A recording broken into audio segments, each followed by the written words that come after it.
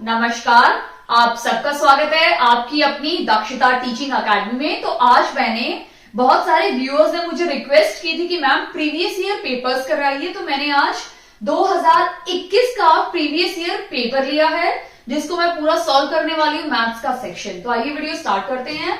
Question number 1 क्या है?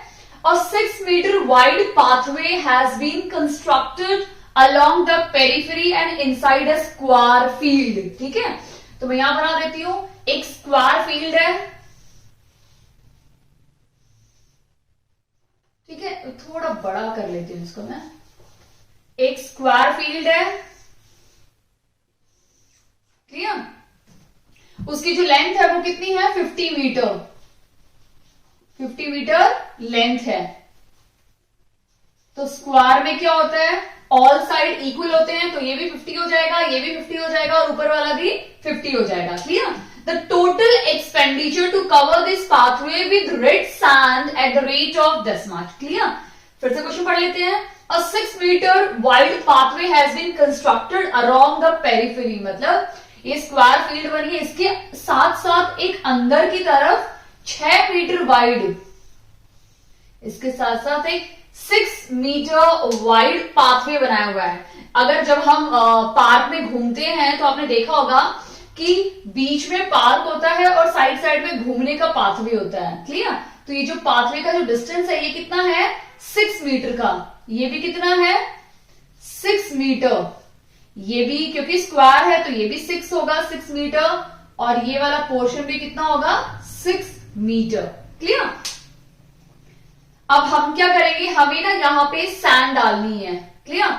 और उस सैंड का जो अमाउंट है वो कितना है? 30 रुपए पर स्क्वायर। तो सबसे पहले हम एरिया निकालेंगे इस एरिया का। ठीक है, हम एरिया निकालेंगे ये ब्लू पोर्शन का, ये पूरा इसका एरिया निकालेंगे। और फिर जितना एरिया निकलेगा उस पे हमें मल्टीप्लाई करना है 30 से, क्योंकि वो हमें पर स्क्वायर का निकलेगा, हमें टोटल का निकालना है, तो टोटल को उससे मल्टीप्लाई कर देंगे। क्लियर? इस टाइप के क्वेश्चन भी काफी बार एग्जाम में पूछे जाते हैं। ठीक है, तो सबसे पहले हम क्या करेंगे, एरिया निकालेंगे बड़े वाले स्क्वायर का। क्लियर? तो एरिया ऑफ बिगर स्क्वायर, यानी अगर बड़े वाले स्क्वायर का एरिया निकालेंगे तो हमारा कितना हो जाएगा? 50 इंटू 50 क्या हो गया? 2500। ये हमारा एरिया हो गया मीटर स्क्वायर। अब हम छोटे वाले का एरिया निकालेंगे। अगर आप फिगर में देखोगे तो ये 6 और ये 6 यानी 12, तो हमें 50 में से 12 माइनस करना पड़ेगा। जब हम माइनस करेंगे तो हमें क्या मिलेगा? अंदर वाले की लेंथ मिलेगी। क्लियर? तो ये हो जाएगा हमारा 38। ठीक है, तो हमें क्या मिल गया? ये जो लेंथ है ये हमारी कितनी होगी? 38 मीटर हो गई है। ठीक है, तो हम दूसरे वाले एरिया का निकालते हैं, यानी A2, इसको हम एरिया 1 दे देते हैं। यानी हमारा एरिया 1 कितना है? 2500। ठीक है, अब एरिया 2 यानी छोटे वाले एरिया निकाल लेते हैं। छोटे वाले का क्या है? 38 इंटू 38। क्लियर? क्योंकि एरिया ऑफ स्क्वायर का फॉर्मूला है साइड इंटू साइड, तो वही फॉर्मूले हम यूज करेंगे। 38 को मल्टीप्लाई करेंगे तो हमारा आ जाएगा 1444। ठीक है, मीटर स्क्वायर। अब ये बड़े वाले एरिया का निकल गया स्क्वायर का और ये छोटे वाले स्क्वायर का। अब इन दोनों को माइनस करेंगे क्योंकि हमें एक्चुअल एरिया इसका चाहिए, बीच वाले का। तो बड़े वाले से जब छोटे वाले को माइनस करेंगे तो हमें ये साइड का एरिया मिल जाएगा पाथवे का। तो हम क्या करेंगे? 2500 को माइनस करेंगे इससे। ठीक है, तो हमें क्या मिलेगा? 1094511। ठीक है, तो हमें क्या मिल गया? सॉरी 0। हमें क्या मिल गया? 1056। अब हमें क्या करना है? ये मिला है हमें मीटर स्क्वायर। ठीक है, हमें कितना निकालना है? 30 पर स्क्वायर मीटर है। अगर 1 मीटर स्क्वायर का 30 रुपीज है, ठीक है, तो इतना मीटर स्क्वायर का कितना होगा? 1056 इंटू 30। तो 0 6 3 18, 5 3 15 16, 3 1 3, यानी 31680 इसका राइट आंसर, यानी ऑप्शन नंबर सी हमारा राइट आंसर है। आई होप आपको अच्छे समझ में आ गया है। अब हम नेक्स्ट क्वेश्चन देखते हैं। अभी क्वेश्चन नंबर 2 स्टार्ट करते हैं। क्वेश्चन नंबर 2 क्या है? On increasing the length of each side of a square, ये हमारा स्क्वायर है। ठीक है, ये मैंने स्क्वायर बना दिया। अब इसके बाद मैंने क्या किया, इस स्क्वायर की लेंथ को 20% यानी 20% बड़ा कर दिया। यानी अगर मैं यहां से खींच दूं, यहां से खींच दूं, यहां से खींच दूं, यहां से खींच दूं, इसको थोड़ा बड़ा कर दूं, स्क्वायर को थोड़ा बड़ा करूंगी तो बड़ा स्क्वायर हो जाएगा। तो इनकी जो लेंथ है वो कितनी हो जाएगी, 20% इंक्रीज हो जाएगी। कितना, 20% बढ़ जाएगी। Clear, the increase. अब हमें निकालना है कि कितना प्रतिशत वो जो इंक्रीज हुई है लेंथ, तो उसकी वजह से हमारा एरिया कितना बढ़ा। सबसे पहले मैं एक बात बताना चाहती हूँ कि ये क्वेश्चन बहुत ज्यादा इंपॉर्टेंट है। तो मैंने 2 से 3 पेपर सॉल्व किए हैं, उसमें आ चुका है। क्लियर, यानी ये क्वेश्चन बहुत ज्यादा इंपॉर्टेंट है। तो ये क्वेश्चन आ भी सकता है आपके एस्टेट 2022 में। कमाल की बात तो ये है कि इससे पहले जो मैंने प्रीवियस ईयर पेपर किया था उसमें 12% था, तो कहीं पे 12% इंक्रीज हो गया, कहीं पे 20% इंक्रीज हो गया। तो मे बी शायद एस्टेट 2022 में आ सकता है 10% इंक्रीज हो गया, या 15% इंक्रीज हो गया, या कितना भी परसेंट इंक्रीज हो। आपको इसी मेथड से सॉल्व करना है और आपका बहुत जल्दी आंसर आ जाएगा। क्लियर, अब सबसे पहले हमें पता है कि टोटल अगर हम देखते हैं वो हमेशा क्या होता है, 100% होता है। तो हमारा ये जो स्क्वायर है या वर्ग है, उसकी जो लेंथ है वो 100% है। ठीक है, अब वो बढ़ गई है। ठीक है, कितना परसेंट बढ़ गई, 20% बढ़ गई। तो ऑब्वियसली बात है, कितना हो जाएगा, 120% बढ़ गया है। 120% हर एक लेंथ बढ़ गई है उसकी। ठीक है, अब मैं आपको एक चीज बताना चाहती हूँ कि एरिया ऑफ स्क्वायर होता है साइड स्क्वायर। ठीक है, यानी अगर एरिया बढ़ेगा तो उसकी साइड भी बढ़ेगी। ऑब्वियसली बात है, साइड स्क्वायर है, साइड बढ़ी तो एरिया भी बढ़ेगा। साइड को कम होगी तो एरिया भी कम हो जाएगा। यानी एरिया और साइड क्या है, दोनों डायरेक्टली प्रोपोर्शनल है कि एक बढ़ेगी तो दूसरी भी बढ़ेगी, एक घटेगी तो दूसरी भी घटेगी। क्लियर, तो इसका मतलब अगर एरिया लेंथ बढ़ रही है, यहाँ पे साइड बढ़ रही है, तो ऑब्वियसली बात है एरिया भी बढ़ेगा। ये तो हमें क्लियर है, बट कितना बढ़ेगा वो हमें क्वेश्चन में निकालना है। ठीक है, तो सबसे पहले हम छोटे वाले square number 1 and square number 2, square number 1 का एरिया निकाल लेते हैं। साइड कितनी है, 100 है, तो 100 इंटू 100 एरिया कितना हो जाएगा, फर्स्ट एरिया स्क्वायर का ये हो जाएगा 10,000। क्लियर, 10,000। ओके, कुछ भी लेंथ परसेंट में है तो कोई भी यूनिट नहीं लगाएंगे हम लोग। ठीक है, इसका क्या निकालेंगे, एरिया 2 कितना हो जाएगा, 120 इंटू 120। ठीक है, 12 12 का 144 हो जाता है और 2 0 लगा दो। क्लियर, अब ये हमारा फर्स्ट एरिया का लेंथ एरिया निकल गया और ये सेकंड स्क्वायर का एरिया निकल गया। हमें क्या करना है, कितना बढ़ गया वो निकालना है। यानी A2 माइनस A1 करेंगे तो 14400 से इसको माइनस करेंगे तो हमारा क्या आ जाएगा, 4400। ठीक है, यानी कितना बढ़ गया, इतना बढ़ गया। अपॉन टोटल किसमें से बढ़ा है, इसमें से बढ़ा है। पहले इतना ही था ना, फिर बढ़ गया तो इतना, ये नीचे लिख दो। इनटू, क्योंकि हम परसेंट निकाल रहे हैं तो हमें 100 तो लगाना ही पड़ेगा। तो ये 2 0, ये 2 0 यहां कट गई, ये 2 0, ये 2 0 कट गई, तो क्या बचा हमारे पास, 44%। क्लियर, यानी कितना, ऑप्शन नंबर ए हमारा राइट आंसर है। इसका मतलब कितना बढ़ गया, हमारा 44% एरिया इंक्रीज हुआ है। अगर यहाँ पे 20% लेंथ बढ़ती है तो एरिया कितना बढ़ा है, 44%, क्योंकि एरिया का किसके इक्वल है, साइड स्क्वायर। क्लियर, तो इतना एरिया हमारा बढ़ गया। आई होप आपको अच्छे समझ में आ गया है। अब नेक्स्ट क्वेश्चन देखते हैं।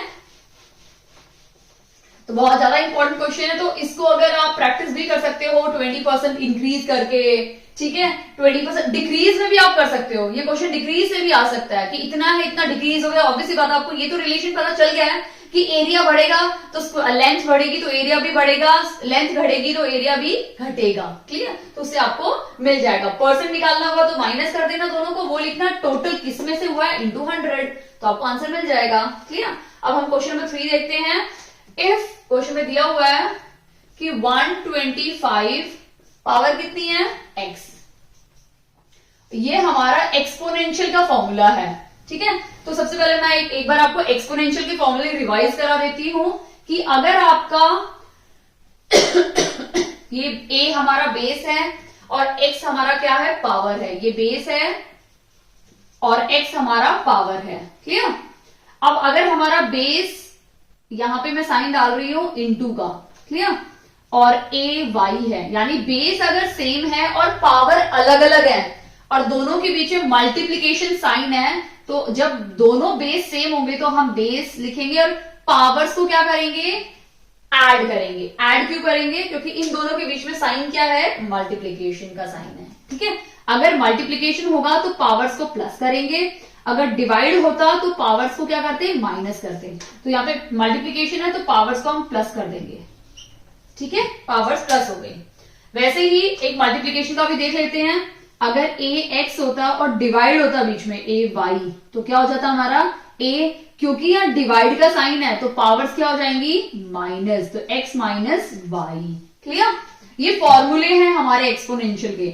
एक आता है ए एक्स, अब यहां पे बेस एक ही है, पावर 2 है, जब ऐसे हो और ब्रैकेट में हो तो उस टाइम पे पावर को हमें क्या करना है, मल्टीप्लाई करना है, तो ए एक्स इंटू वाई, क्लियर। अगर यहां पे ए एक्स है माइनस है, यानी पावर हमारी नेगेटिव में है, नेगेटिव पावर तो थोड़ी नेगेटिव वर्ड देखते हैं हमें थोड़ा गुस्सा आ जाता है क्योंकि हम गड़बड़ कर सकते हैं, तो इस माइनस पावर को हटाने के लिए हम क्या करेंगे, 1/a, यानी इस नंबर को हम रेसिप्रोकल कर देंगे, ठीक है। तो ये माइनस पावर क्या हो जाएगी, प्लस। मैं आपको क्वेश्चन भी दिखा देती हूं, अगर सपोज हमारे पास x माइनस 2 है, ठीक है, तो इसको हम 1/x ऐसे करेंगे तो ये रेसिप्रोकल हो गया। अगर ये नंबर रेसिप्रोकल होगा तो ये पावर क्या हो जाएगी, पॉजिटिव में चेंज हो जाएगी, क्लियर। आई होप आपको अच्छे समझ में आ गया है।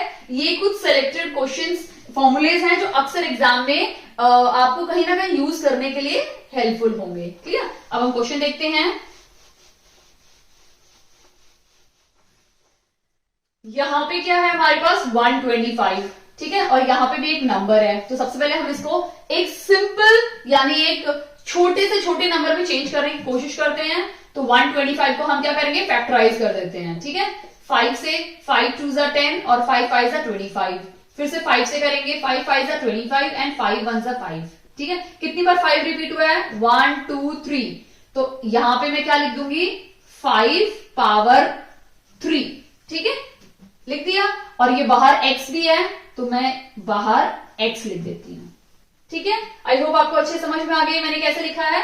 अब हम इसको लिख लेते हैं, इसको भी स्प्लिट कर लेते हैं 3 1 2 5 को, क्योंकि लास्ट में 5 है तो 5 से स्टार्ट करेंगे। 5 6 जा 30, 5 2 जा 10 और 5 5 जा 25, फिर से 5 आ गया, 5 1 जा 5, 5 2 जा 10 एंड 5 125, ठीक है। यानी 125 का तो ऑलरेडी हमने सॉल्व किया हुआ है, ठीक है। तो यहाँ पे कितनी 5 थे, 1 2 3 4 5, 5 है ना, यानी 5 कितनी बार है, 5 टाइम है, ठीक है। इसको मैंने कैसे लिख दिया और इसको मैंने कैसे लिख दिया, आई होप आपको इतना क्लियर है। अब हम क्या करेंगे, फॉर्मूले के अकॉर्डिंग हमें इन दोनों को क्या करना है, मल्टीप्लाई करना है। तो हम इसको लिख देंगे 5 3x और ये हो जाएगा 5 पावर 5, क्लियर।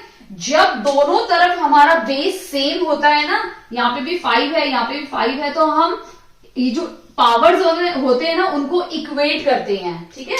जब दोनों का बेस सेम हो तो पावर को हम क्या करते हैं, पावर को लिख लेते हैं, यानी इन दोनों को इक्वेट करते हैं। मैंने लिख लिया। अब यहां से मुझे x की वैल्यू मिल जाएगी 5/3, तो x क्या है मेरा 5/3, यानी ऑप्शन नंबर डी मेरा राइट आंसर है। ओके, क्लियर, आपको समझ में आ गया।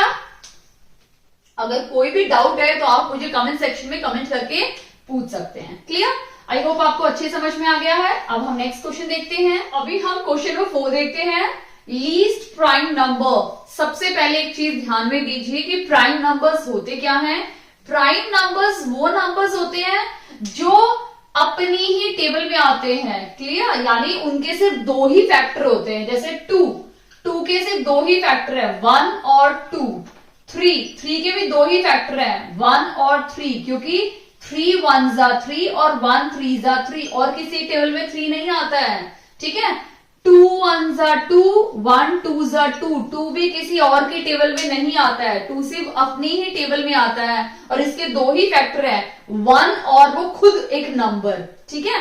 या इनके फैक्टर्स भी देखो 2 ही फैक्टर्स हैं, ठीक है। अब अगर हम ले लेते हैं 4, तो 4 किस किस के टेबल में आता है? 4 कैसे लिखेंगे? 1 4 जा 4, 2 2 जा 4 और 4 1 जा 4, यानी ये 4 जो नंबर है ये किस किस का फैक्टर है? ये 1 का फैक्टर है, 2 का फैक्टर और 4 का फैक्टर, यानी ये 2 से ज्यादा नंबर का फैक्टर है, इसलिए 4 एक प्राइम नंबर या अभाज्य संख्या नहीं है।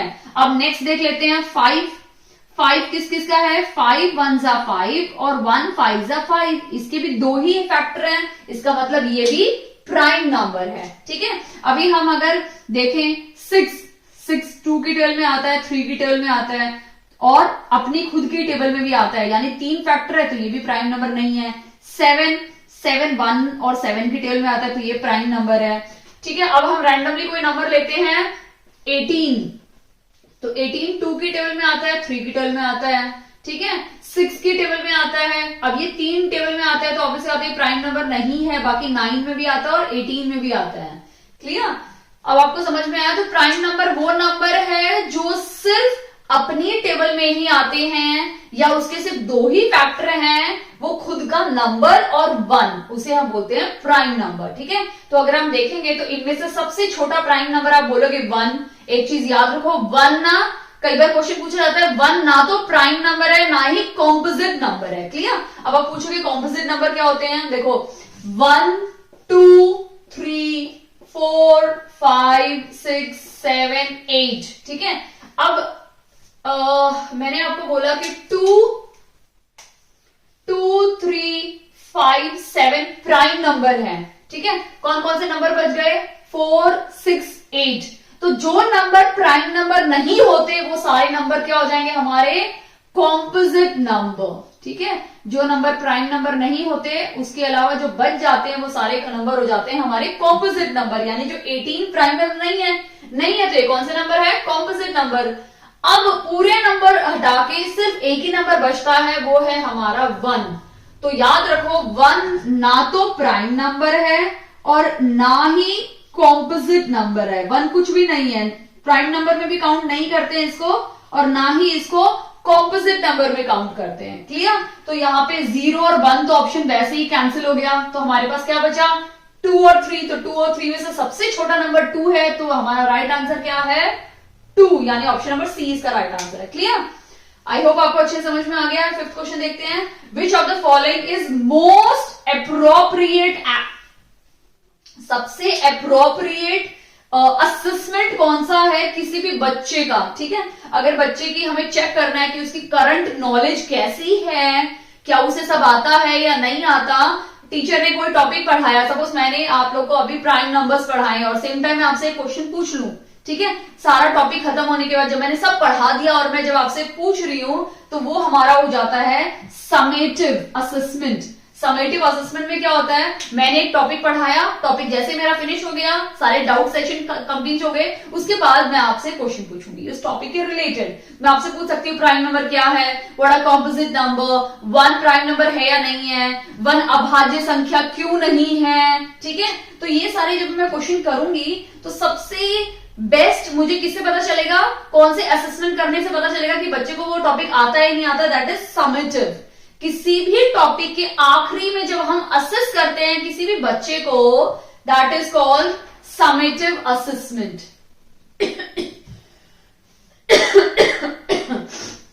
आई होप आपको अच्छे समझ में आ गया है। अब हम नेक्स्ट क्वेश्चन देखते हैं। नंबर 6 हम देखते हैं। क्वेश्चन नंबर 6 क्या है? If the sum of first 3 natural number from a group of 6 consecutive natural number. अब सबसे पहले हमें पता होना चाहिए कि नेचुरल नंबर्स क्या होते हैं। तो नेचुरल नंबर वो नंबर्स होते हैं जो 1 से स्टार्ट होते हैं, यानी 1 2 3 4 5 6 7 8 और इंफिनाइट तक जाते हैं, सारे नंबर नेचुरल नंबर होते हैं। ठीक है। 1 2 3 4 डॉट डॉट डॉट डॉट, ये सारे नंबर क्या होते हैं? नेचुरल नंबर होते हैं। अगर मैं 0 लगा दूं तो ये सारे क्या बन जाते हैं? होल नंबर बन जाते हैं। और अगर मैं यहाँ पे -1 -2 लगा दूं तो ये सारे नंबर क्या बन जाते हैं? इंटीजर्स बन जाते हैं। क्लियर? ओके। तो अभी हमें क्या करना है? इसके बाद की नेक्स्ट टर्म है कंसेक्यूटिव टर्म्स। मैंने इससे पहले आपको समझाया था कि कंसेक्यूटिव टर्म्स क्या होती हैं। 1 2 3 तीनों क्या है? कंसेक्यूटिव टर्म है, यानी एक के बाद एक, बिल्कुल लगातार। 4 5 6 7 8 9 10 11 12 99 99 100 101 ये तीनों क्या है? कंसेक्यूटिव टर्म्स है। तो हमें क्या करना है? 6 कंसेक्यूटिव टर्म्स लेनी है, ठीक है। तो 6, अब हमें नहीं पता कौन सी कंसेक्यूटिव टर्म्स लेनी है, तो हम क्या करेंगे?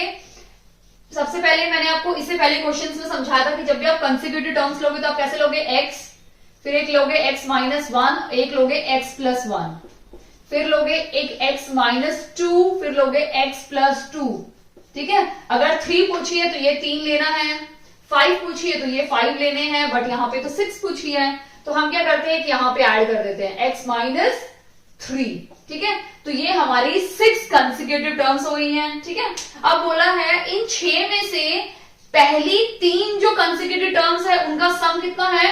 36, ठीक है। तो मैं सबसे पहली 3 कौन सी ले लेती हूँ? 1 2 3, ये 3 मैंने ले ली, जिनका सम क्या है मेरा? 36। तो मैं यहां लिख देती हूँ x minus 3 plus x minus 2 plus x minus 1 is equal to 36, लिख दिया मैंने। अब ये x x x क्या हो गई? 3x माइनस 3 4 5 6 यानी माइनस 6 क्या हो गया? 36, ठीक है। ये वहां चला जाएगा तो क्या बन जाएगा? 42 बन जाएगा। तो हमारा x क्या हो जाएगा? 42 डिवाइड बाई 3, ठीक है। 3 1 जा 3, 3 4 जा 12, तो x क्या हो गया हमारा? 14। अगर हमारा x 14 है तो हमें क्या निकालना है? 3 कंसेक्यूटिव टर्म्स निकालनी है। तो 14 माइनस 3 क्या हो जाएगा? 11, ये क्या हो जाएगा? 12, और ये क्या हो जाएगा? 13, ये क्या हो जाएगा? 14, ये क्या हो जाएगा? 14 प्लस 1 15, और 15 प्लस 2 17, ठीक है। सॉरी 14 प्लस 2 16 आएगा, 17 नहीं आएगा, ठीक है। तो ये 6 हमारी कंसेक्यूटिव टर्म्स थी, जिसमें से मैंने पहली 3 का जब मैंने सम किया, ऐड किया, यानी 3 4 5 6 और 3 36 ही आ रहे हैं ना, सही आ गया। लेकिन हमें यहाँ पे निकालना क्या था? Then the sum of last 3 natural numbers. तो हमें ये जो लास्ट के 3 नेचुरल नंबर है इनका सम निकालना है। तो इनका सम क्या निकालेंगे? 6 प्लस 5 11, 11 प्लस 4 15, 15 5 1 कैरी, तो 4 हो जाएगा, यानी 45 इसका राइट आंसर है, यानी ऑप्शन नंबर ए इसका राइट आंसर है। क्लियर? आप ना काफी एग्जाम्स में आपको बताया जाता है कि आपको x plus 1 x plus 2 x plus 3 लेना है, तो उससे भी अगर आप सॉल्व करोगे तो आपको आंसर 45 ही आएगा। क्लियर? आई होप आपको अच्छे समझ में आ गया है। अब हम नेक्स्ट क्वेश्चन देखते हैं। क्लियर? क्वेश्चन नंबर 7 स्टार्ट करते हैं। Find the least common multiple, यानी हमें इन फ्रैक्शंस का क्या निकालना है? एलसीएम निकालना है। लीस्ट कॉमन मल्टीपल या हम बोल सकते हैं लघुत्तम निकालना है। क्लियर? अभी तक हमने नंबर्स का देखा था कि नेचुरल नंबर्स का हमें एलसीएम निकालना है या एचसीएफ निकालना है, लेकिन ये पहली बार हमारे पास रैशनल नंबर है, उसका एलसीएम कैसे निकालना है। देखो ऑर्डिनरी नंबर्स जो हम हमारे नंबर्स देखते हैं, हमारे नेचुरल नंबर हो गए, उनका एलसीएम एचसीएफ निकालना बहुत इजी होता है। मैंने आपको इससे पहले वाली वीडियो में भी आपको समझाया है कि कैसे एलसीएम और एचसीएफ निकाला जाता है, ठीक है। अब ये हमारे है रैशनल नंबर, तो रैशनल नंबर भी बहुत इजी है आपके नेचुरल नंबर की तरह। बस आपको एक चीज ध्यान देनी है कि अगर आपको एलसीएम निकालना है तो आपको जो जितने भी न्यूमरेटर हैं, ये जो जितने भी न्यूमरेटर हैं, इन सबका आपको क्या निकालना है? एलसीएम। और जितने भी डिनोमिनेटर हैं नीचे वाले नंबर, उन सबका आपको निकालना है एचसीएफ। क्लियर? ये उस केस में निकालना है जब आपको एलसीएम निकालना, मतलब जो निकालना है ना एलसीएम, वो न्यूमरेटर में उस देखो एलसीएम हमें निकालना है, ठीक है। इस फ्रैक्शन का एलसीएम निकालना है, तो जिसको जो निकालना है वही चीज हमें न्यूमरेटर की निकालनी है और डिनोमिनेटर का एचसीएफ निकालना है। क्लियर? अगर बाई चांस क्वेश्चन में पूछा होता है एचसीएफ निकालो, तो हम क्या करते हैं उस केस में? न्यूमरेटर का हम क्या निकालते? एचसीएफ, और डिनोमिनेटर का हम क्या निकालते? एलसीएम। क्लियर? और अगर एलसीएम निकालना होगा क्वेश्चन में, तो न्यूमरेटर का हम क्या निकालेंगे? एलसीएम, और डिनोमिनेटर का हम निकालेंगे एचसीएफ। ये चीज मैं समझाना चाहती हूँ। एक्चुअली मैं भी काफी कंफ्यूज नहीं, बट समझा नहीं पा रही थी, तो ये चीज आपको याद रखनी है। कि अगर HCF निकालोगे तो आपको न्यूमरेटर का HCF और डिनोमिनेटर का LCM निकालना है। अगर क्वेश्चन ने पूछा है LCM तो न्यूमरेटर का LCM निकालो और डिनोमिनेटर के जितने भी नंबर्स है उन सबका HCF निकालो। तो हमारे पास फिलहाल कौन सा केस है, ये वाला केस है। तो हम न्यूमरेटर के जितने भी नंबर्स है उन सबका क्या निकालेंगे, LCM। क्लियर? तो 2, 3, 4, 9 LCM निकाल देते हैं। 2 से स्टार्ट करते हैं, 1, 3, 2, 9। अब 3 से देख लेते हैं, 1, 1, 2, 3। ठीक है, तो हमारे पास LCM क्या हो गया दोनों नंबर का, 3 2 6 एंड 3 2 6 6 6 36। यानी हमें न्यूमरेटर मिल गया हमारा 36। क्लियर? यहां पे कोई 36 नंबर है? बिल्कुल नहीं है, यही एक नंबर लग रहा है। ये तब करेक्ट होगा जब हमारा HCF 1 आएगा। ठीक है, अब हम HCF देखते हैं। अगर आप देखोगे इन सभी नंबर का HCF 2 को हम कैसे लिख सकते हैं, 2 1 2 प्राइम नंबर है, ये भी प्राइम नंबर है, ये 2 2 और 1, और ये 3 3 9 इंटू 1। यानी इन सब में अगर देखोगे तो सिर्फ 1 ही कॉमन है और कोई नंबर कॉमन नहीं है। तो इसका जो HCF है वो क्या हो जाएगा हमारा 1। तो हमारा जो रेशियो फॉर्मेशन कैसे लिखेंगे हम लोग, 36/1 यानी 36। यानी ऑप्शन नंबर डी हमारा राइट आंसर है। क्लियर? आई होप आपको अच्छे समझ में आ गया है। अब हम नेक्स्ट क्वेश्चन देखते हैं। क्वेश्चन नंबर 8 हम देखते हैं। The average marks of 14 students, यानी 14 बच्चों के जो एवरेज मार्क्स हैं वो कितने हैं, 71 है। अगर आपको याद हो, इससे पहले वाले वीडियो में मैंने आपको समझाया था कि एवरेज, मीन, मोड, रेंज, ठीक है, कैसे निकाला जाता है। तो आपको ध्यान देना है कि उसी पे बेस, उसी चैप्टर पे बेस आपको एवरेज पूछा है। तो एवरेज 14 बच्चों का जो एवरेज है वो कितना है, 71 है। After checking it come to notice that the marks of students वो एंटर्ड, यानी गलत मार्क्स एंटर हो गए हैं। 42 मार्क्स एंटर हो गए जबकि उस बच्चे को मिले थे 56 मार्क्स। फिर एक और बच्चे के गलती से 74 डले गए जबकि उसको मिले थे 32 मार्क्स। ठीक है, तो सबसे पहले हम क्या करेंगे, टोटल निकाल लेंगे। ठीक है, तो टोटल नंबर कितने हो जाएंगे, यानी टोटल मार्क्स कितने हैं, 71 इंटू 14। ठीक है, 14 1 14, 1 कैरी, 14 7 994। ठीक है, तो ये हमारे मिल गए टोटल मार्क्स। ठीक है, तो ये मेरे टोटल मार्क्स हैं। इसमें ये बोला है कि 42 एंटर हो गए। ठीक है, यानी 42 को एंटर किया जबकि चढ़ाने कितने थे, 56 मार्क्स, यानी 56 मार्क्स चढ़ाने थे लेकिन गलती से 42 हो गए हैं। तो हम क्या करेंगे, उल्टा कर देंगे, 56 मार्क्स ऐड कर देंगे क्योंकि वही एक्चुअल मार्क्स थे और इतने मार्क्स हटाने थे तो मैंने माइनस कर दिया, रिमूव करने हैं। ठीक है, फिर क्या बोले हैं, 32 मार्क्स उसको मिले हैं लेकिन गलती से कितने कर दिए, 74 मार्क्स ऐड कर दिए, तो मैंने इसको माइनस कर दिया क्योंकि जो नहीं चाहिए ये तो गलती से मार्क्स ऐड हुए तो दोनों हम माइनस कर देंगे। क्लियर? इन दोनों को हम कर लेते हैं सॉल्व। तो 994 इन दोनों को सॉल्व करेंगे तो हमारा क्या मिलेगा, 3। ठीक है, प्लस 14 इन दोनों को सॉल्व करेंगे तो हमें क्या मिलेगा, 2 4 42। ठीक है, अब इन दोनों को सॉल्व कर लेते हैं, क्या मिलेगा हमें, 994 में से हमें माइनस करना पड़ेगा। ठीक है, करते हैं, ये हो जाएगा 6 6 9 966। क्लियर? ये हमारे मार्क्स मिल गए। अब हमें क्या निकालना है, हमें निकालना है उसका करेक्ट एवरेज क्या होगा। तो ऑब्वियस बात है, इसको हम 14 से डिवाइड कर देंगे। ठीक है, ये हमारा करेक्ट एवरेज हो जाएगा। जब इसको 14 से डिवाइड करेंगे तो हमारा क्या आंसर आएगा, 14 6 एंड 9, यानी 69 हमारा ऑप्शन नंबर ए हमारा राइट आंसर है। क्लियर? आई होप आपको अच्छे समझ में आ गया है। अब हम नेक्स्ट क्वेश्चन देखते हैं। 9 हम देखते हैं, क्वेश्चन नंबर 9 क्या दिया हुआ है, इफ x माइनस 4 की वैल्यू दी हुई है, find the value of this much. Clear? तो हम स्टार्ट करते हैं, जो हमें वैल्यू दी हुई है हमेशा उसी से हमें स्टार्ट करना चाहिए, इज इक्वल टू 4। क्योंकि यहाँ पे क्यूब है तो ऑब्वियस सी बात है हमें क्या करना पड़ेगा, दोनों साइड क्यूब करना पड़ेगा। तो मैं दोनों साइड क्यूब कर देती हूँ। क्लियर? तो ये फॉर्मूला बन जाएगा a minus b whole cube का फॉर्मूला, यानी a cube minus b cube minus 3ab और अंदर आएगा a माइनस बी। ये वाला फॉर्मूला मैं अप्लाई करूंगी इस क्वेश्चन में। ठीक है, तो यही फॉर्मूला मैं अप्लाई करने वाली हूं। तो ये मेरा क्या हो जाएगा, एक्स क्यूब, ठीक है, minus 1/x³ minus 3x into 1/x, दोनों कैंसिल हो जाएंगे और अंदर क्या होगा मेरा, x minus 1/x is equal to, अब मैं 4 का क्यूब लिखूंगी, ठीक है, 64। क्लियर। अब मेरा क्या बन गया, ये x³ माइनस 1/x³ माइनस 3। अब ये पूरी जो वैल्यू है क्वेश्चन के अकॉर्डिंग, ये मेरा क्या था, 4, तो मैं यहाँ पे इंटू 4 कर देती हूँ, इज इक्वल टू 64। क्लियर।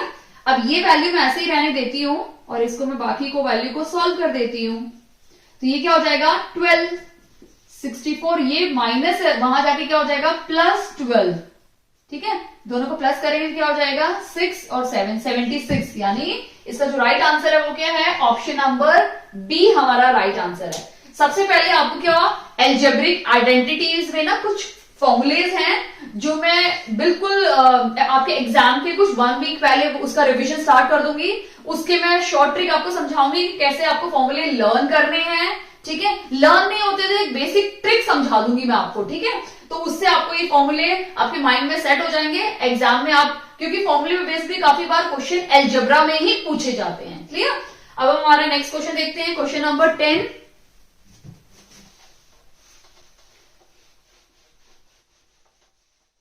ठीक है, क्वेश्चन नंबर 10 क्या दिया हुआ है, इफ, फिर से ये एक्सपोनेंशियल का फॉर्मूला है, x माइनस वाई, हमें क्या दिया हुआ है, 81, ठीक है, और हमें दिया हुआ है 5x plus y is equal to 625। अगर आप देखोगे तो यहाँ पे 3 है, तो ऑब्वियसली बात है मुझे भी यहाँ पे सेम बेस करना है x और y की वैल्यू निकालने के लिए, तो मैं 81 को क्या करूंगी, फैक्टराइज करूंगी, ठीक है, 81 को फैक्टराइज करेंगे तो मैं 3 से स्टार्ट करते हैं, 3 2 6, 3 7 21। क्लियर। 3 9 27, 3 3 9 एंड 3 1 3। 1 2 3 4, 3 कितनी बार आए, 4 बार, तो मैं यहाँ पे क्या लिखूंगी, 3 पावर 4। क्लियर। और इस साइड का मैं क्या करूंगी, एज इट इज लिख दूंगी, ठीक है। अब मैंने इससे पहले भी क्वेश्चन इसी वीडियो में समझाया कि जब आप दोनों आपकी बेस सेम होगी तो पावर को आप क्या कर सकते हो, इक्वेट कर सकते हो, यानी आपकी दोनों की पावर क्या हो जाएगी, इक्वल। तो x minus y is equal to क्या हो जाएगा मेरा, 4। समझ में आया। वैसे ही सेम हम इसको करेंगे, तो सबसे पहले हम 625 को क्या करेंगे, स्प्लिट कर लेते हैं 5 से, 5 1 5, 5 2 10 एंड 5। क्लियर। फिर से 5 का, 5 2 10 और 5 एंड 5, यानी 5 कितनी बार आया, 1 2 3 4। तो मैं क्या करूंगी, 5x प्लस वाई 5 पावर 4 लिख दिया मैंने। क्लियर। अब इसमें भी अगर आप देखोगे तो क्या है, दोनों की बेस सेम है, यहाँ पे भी 5 है, यहाँ पे भी 5 है, तो दोनों के जो पावर्स है वो क्या हो जाएंगे, इक्वल हो जाएंगे। तो मैं क्या लिखूंगी, x plus y is equal to 4। मुझे दो इक्वेशन मिल गई और मुझे x और y की वैल्यू निकालनी है, तो मैं क्या करूंगी, x माइनस वाई 4 है और x प्लस वाई 4 है। इनको सॉल्व करने के लिए ना कुछ 3 मेथड है जो आपके 10th के मैथ्स में है, ठीक है, quadratic sorry linear equation in 2 variable, उसमें अगर आप देखोगे तो 3 है, एक है क्रॉस मल्टीप्लीकेशन, ठीक है, एक एलिमिनेशन मेथड होता है और एक होता है आपका सब्स्टिट्यूशन मेथड। तो आप इन तीनों में से कोई भी मेथड यूज कर सकते हो इसको निकालने के लिए। तो मेरे लिए सबसे बेस्ट होता है एलिमिनेशन मेथड, तो मैं एलिमिनेशन मेथड यूज करती हूँ।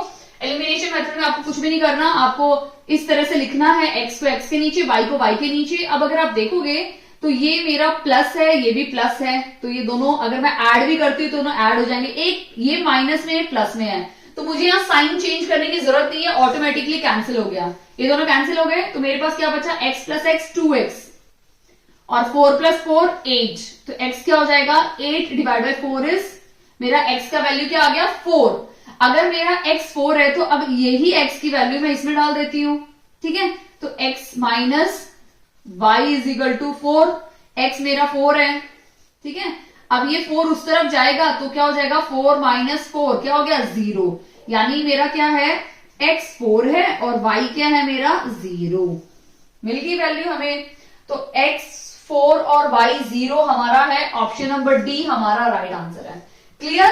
आई होप आपको अच्छे समझ में आ गया है। आप इसमें सब्स्टिट्यूशन मेथड भी यूज कर सकते हैं कि यहां से x की वैल्यू निकालो, इसमें पुट कर दो, यहां से y की वैल्यू निकालो और इसमें पुट कर दो, ठीक है? या क्रॉस मल्टीप्लीकेशन मेथड भी आप इसमें सॉल्व करने के लिए यूज कर सकते हैं। क्लियर?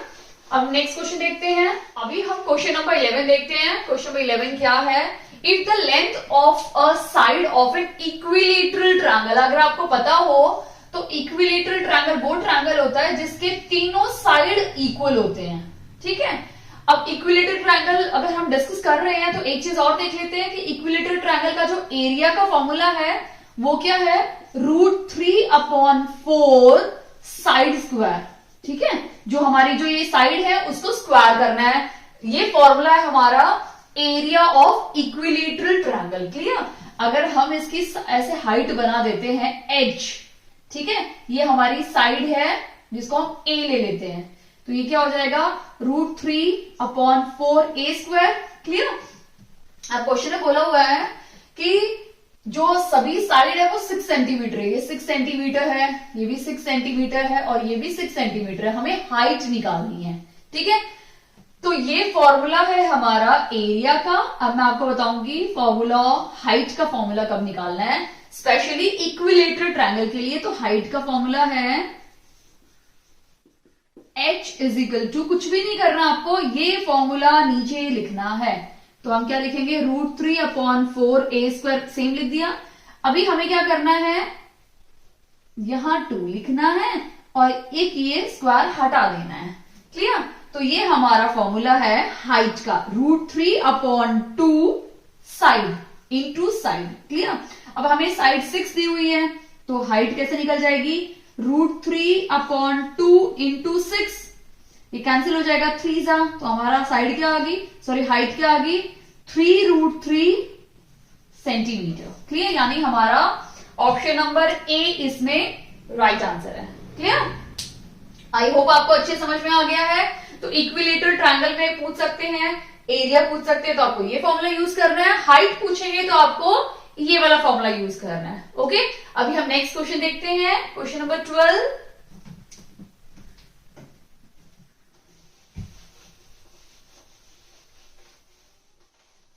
क्वेश्चन नंबर 12 क्या दिया हुआ है? अगेन एक ट्रायंगल है, तो इन अ ट्रायंगल, एक ट्रायंगल है जिसमें बोला हुआ है कि ए बी AC के इक्वल है। AB किसके इक्वल है? AC के, यानी ये कौन सा है? ऊपर वाला हमारा इक्विलेटरल ट्रायंगल था, तो नीचे वाला क्या है हमारा? Isosceles triangle. Isosceles triangle, isosceles triangle की प्रॉपर्टी होती है कि उसकी कोई भी 2 साइड इक्वल होती हैं, ठीक है? फिर क्वेश्चन में क्या बोला है? एंगल बी, क्या बोला है क्वेश्चन में? डबल ऑफ एंगल ए, यानी डबल ऑफ एंगल ए, यानी अगर एंगल ए 30 डिग्री है तो एंगल बी क्या हो जाएगा? 60 डिग्री, उसका डबल हो जाएगा। हमें एंगल सी निकालना है। क्लियर? तो अगर हम इसमें देखेंगे तो मैंने आपको एक प्रॉपर्टी समझाई है आइसोसेलेस ट्रायंगल की, कि अगर 2 साइड इक्वल है तो उनके अपोजिट एंगल्स भी क्या हो जाएंगे? इक्वल हो जाएंगे। तो इसके अपोजिट ये एंगल है, इसके अपोजिट ये एंगल है, ठीक है? यानी एंगल बी और एंगल सी दोनों सेम है। क्लियर? एंगल ए हमें निकालना है, ठीक है? तो इसको हम x ले लेते हैं, इसको भी हम क्या ले लेंगे? x ले लेंगे, ठीक है? अब यहां से हम एंगल ए निकाल लेते हैं, तो एंगल ए क्या हो जाएगा? Angle B divide by 2। Angle B हमने x लिया है तो x डिवाइड बाई 2 हो जाएगा, ठीक है? अभी ये पता है हमें कि एक ट्रायंगल का जो सम होता है वो कितना होता है? 180 डिग्री होता है। तो angle A plus angle B plus angle C क्या हो जाएगा? 180 डिग्री। एंगल ए क्या है हमारा? x divide by 2। Angle B हमने x लिया, एंगल सी हमने x लिया, 180 डिग्री। हम एलसीएम ले लेते हैं, ठीक है? तो ये 2 हो जाएगा x, ये हो जाएगा 2x और ये क्या हो जाएगा? 2x। 180 डिग्री, ये 180 वहां चला जाएगा, 2 + 2 4 + 1 5, यानी 5x = 360 डिग्री। तो x क्या हो जाएगा? 360 degree divide by 5। 5 7 = 35 and 5, sorry 7 = 35 और 1 आ जाएगा, 5 2 = 10, यानी 72 डिग्री। अगर हमारी x की वैल्यू 72 है तो हमारा एंगल ए क्या हो जाएगा? एंगल ए हमें निकालना है, ठीक है? हमें पूछा क्या है? एंगल सी की वैल्यू पूछी है। तो एंगल बी क्या हो जाएगा हमारा 72 डिग्री, एंगल सी क्या हो जाएगा, ये भी 72 डिग्री। तो हमसे 72 ही पूछा है, यानी ऑप्शन नंबर बी इसका राइट आंसर है। पर अगर ऑप्शन नंबर ए यानी अगर एंगल ए पूछा होता तो वो क्या हो जाता, ये देखो x डिवाइड बाई 2, यानी एंगल बी क्या है 72, तो 72 डिवाइड बाई 2 यानी क्या हो जाता 336 डिग्री। क्लियर, यानी यहाँ पे एंगल ए 36 डिग्री है, एंगल बी 72 डिग्री है और एंगल सी भी 72 डिग्री है। क्लियर, आई होप आपको अच्छे समझ में आया क्वेश्चन। अगर आपको वीडियो अच्छी लगी हो तो प्लीज इस वीडियो को लाइक कीजिए, चैनल पे नए हैं तो प्लीज चैनल को सब्सक्राइब कीजिए दक्षता टीचिंग अकेडमी। ये मेरा ये मैराथन है 2021 का, प्रीवियस ईयर पेपर मैंने कराया आपको। ये भी कंप्लीट नहीं है, इसका एक और जो बाकी जो बचे हुए क्वेश्चन है मैं सेकंड पार्ट में लेके आऊंगी, क्योंकि मेरे लिए बड़ी वीडियो बनाना थोड़ा डिफिकल्ट हो जाता है।